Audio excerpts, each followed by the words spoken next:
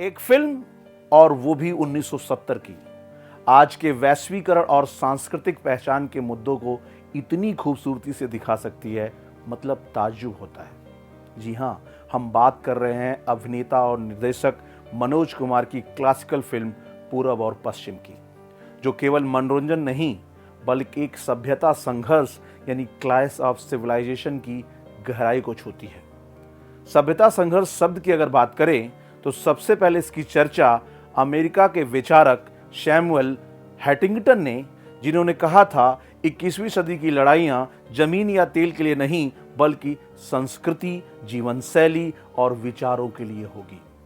जब दो अलग अलग संस्कृतियां आमने सामने आती हैं, जैसे भारत की पारंपरिक भारतीय सभ्यता और पश्चिम की आधुनिक सोच, तो एक मूल्य संघर्ष शुरू हो जाता है। यही संघर्ष दिखाया गया है पूरब और पश्चिम में।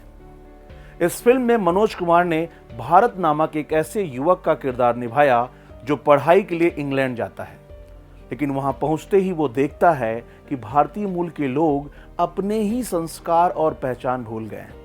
महिलाएं शराब पी रही हैं, भारतीय वेशभूषा का मजाक उड़ा रही हैं, परिवार, बुजुर्ग, संस्कृति सब पुराने जमाने की बातें बन चुकी हैं। इसी माहौल में भारत यानी मनोज कुमार धीरे धीरे इन लोगों को भारतीय संस्कृति की गरिमा से फिर से परिचित कराता है। योग, नमस्ते, सादगी और सम्मान की भावना को दर्शाता है। यह फिल्म दो विचारधाराओं के बीच टकराव है। एक तरफ है आधुनिकता और भोगवाद यानी मटेरियलिज्म, और दूसरी तरफ है संयम, मूल्य और आध्यात्मिकता यानी स्पिरिचुअलिटी। यह फिल्म ना तो पाश्चात्य सभ्यता को पूरी तरह गलत ठहराती है और ना ही भारतीय संस्कृति को देवी बनाकर दिखाती है, बल्कि यह सवाल उठाती है, क्या हम पश्चिम की तरक्की को अपनाते समय अपनी जड़ों को भूल जाएं? आज के दौर में जब ग्लोबलाइजेशन हमें करीब ला रहा है, पूरब और पश्चिम यह सिखाती है कि आधुनिक बनो लेकिन अपनी पहचान मत भूलो। यह फिल्म यूपीएससी के लिए भी प्रासंगिक है। जीएस पेपर 1 में भारतीय संस्कृति और वैश्वीकरण, जीएस पेपर 4 में नैतिक मूल्यों की रक्षा और एसए में ग्लोबलाइजेशन वर्सेस कल्चरल इंटीग्रिटी जैसे विषय को इस फिल्म से सीधे जोड़ा जा सकता है। मनोज कुमार सिर्फ अभिनेता नहीं थे, वह भारत की सांस्कृतिक आत्मा की वाहक थे।